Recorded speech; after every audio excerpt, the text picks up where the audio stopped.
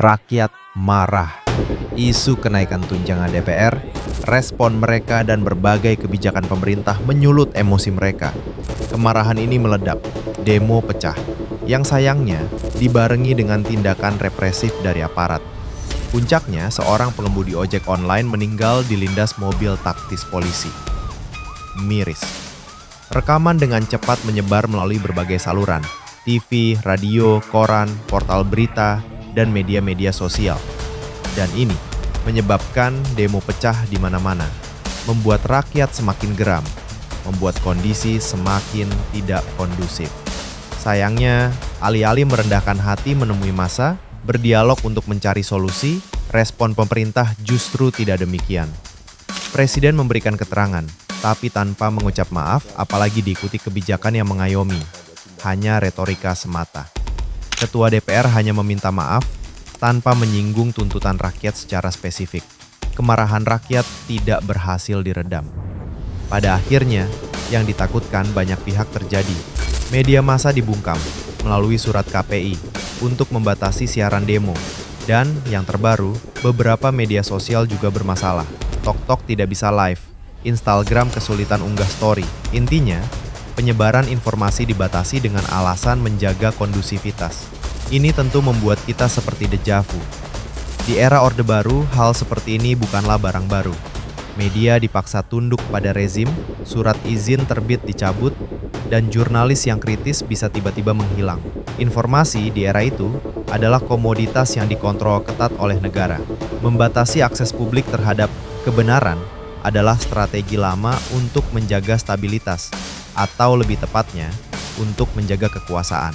Pertanyaannya, apakah kita sedang berjalan kembali di jalur yang sama dengan era Orba?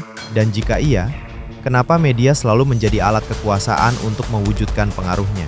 Michel Foucault, seorang pemikir postmodern, punya konsep yang bisa menjelaskan ini, yakni power and knowledge. Foucault berpendapat, kekuasaan tidak hanya beroperasi lewat kontrol fisik, tapi juga melalui kontrol terhadap pengetahuan. Ketika pemerintah membatasi informasi, mereka bukan hanya menyembunyikan fakta, tapi juga mendefinisikan apa yang harus dianggap sebagai kebenaran. Dalam kasus ini, kebenaran yang ingin ditunjukkan penguasa adalah narasi bahwa demo ini hanyalah kerusuhan dan anarkisme, bukan perwujudan kemarahan dan aspirasi rakyat. Dengan membatasi liputan demo, mematikan siaran langsung dan memblokir unggahan, mereka mencoba mengontrol realitas yang kita lihat dan percaya. Sehingga harapannya, persepsi kita berbalik. Dari yang sebelumnya melihat demo sebagai penyampaian aspirasi yang ricuh karena merasa tuntutan belum didengar, menjadi demo hanya sebagai tindakan anarkisme semata. Filsuf lain, Noam Chomsky, punya pandangan serupa dalam teori manufacturing consent-nya. Chomsky berargumen bahwa di negara-negara demokratis sekalipun, media massa seringkali tanpa sadar menjadi alat elit untuk membentuk persetujuan publik. Tapi apa yang kita lihat sekarang ini lebih ekstrim.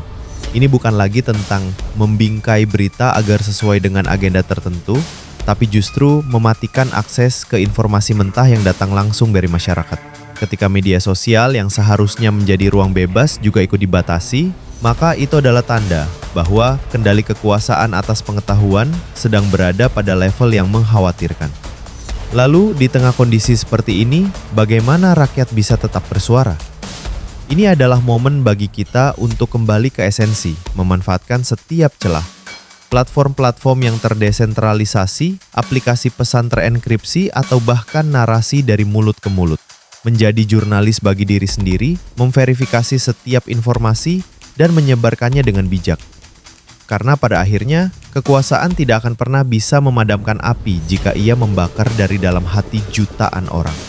Kekuatan kita sebagai rakyat terletak pada kesadaran dan kebersatuan untuk terus mencari dan menyebarkan makna.